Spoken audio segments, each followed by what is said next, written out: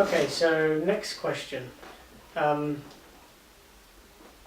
do you actually, because it seems quite a mystical thing, you know, at night time you go to sleep, no one really knows how it happens. You know, some people struggle with sleep, some people just knock straight out. And but with hypnosis, it's kind of you're sitting here, and what is it like going to the therapist? You lie on the couch and you kind of just go to sleep. Is it kind of that, and then you just put something in their head? What actually is the process of getting someone knocked under? I don't know what you call it. Or put under. Put under, a lot of people say put under, and I say, well, put under the table, put under the chair. I don't know what they put under. But the thing is, okay, well, that's a bit of a misconception perhaps from stage shows, that you're put under, because I think to fill in the blank, it would be put under a spell or put under an effect of some sort. Again, that comes from very much the sort of perception that the hypnotist or hypnotherapist is sort of like a Svengali magician who holds you under a spell. You know, it's all fair dues. The stage show hypnotists have skills, but it's a slightly different thing in terms of stage show compared to therapeutic. They want it to seem like it's magic because that's more entertaining. You know, you wouldn't go and see a hypnotherapy show, I don't think, you know, in terms of a big audience watching a hypnotherapy session. I don't think you could sell tickets too well for that.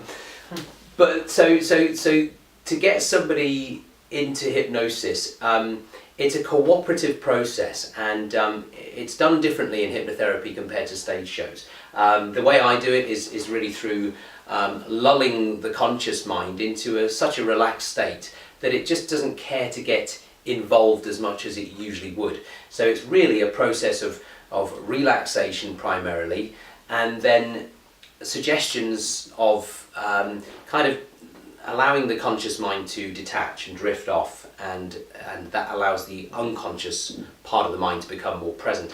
It's a very daydream-like state, basically. And the thing is, to get somebody into hypnosis is actually very, very simple, because we all do that naturally many, many times every day.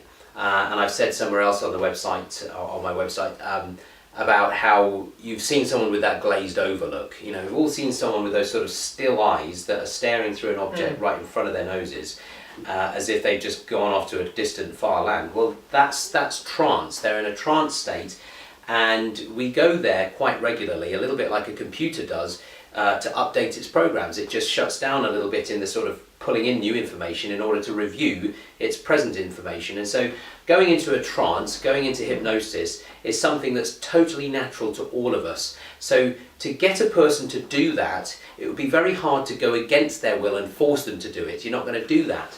That's what it looks like on a stage show, but that's not how it actually is. It's very cooperative. Even the people on a stage show have been building rapport with a hypnotist, being tested, and they're willing to do it. It's with their will, not against their will. So to get a client to go into a trance, I almost kind of ask you, Ryan, to go into a trance. I would guide you and do processes that help you to bring yourself to that state, but it's me facilitating it with your cooperation. It's you actually doing it. So again, you could get me to go into a trance if I was receptive to it and I trusted you. So this is where this interview is very helpful and things like this, because once the misconceptions or concerns of hypnosis and hypnotherapy have been put aside and covered so that we know that it's okay, then very easily we will cooperatively go into a nice trance. And so you don't have to have any worries about whether you'll do it or not. You're already an expert at going into trance. It's a natural thing. That's interesting. Does that cover the question? That's a way of looking at it, actually.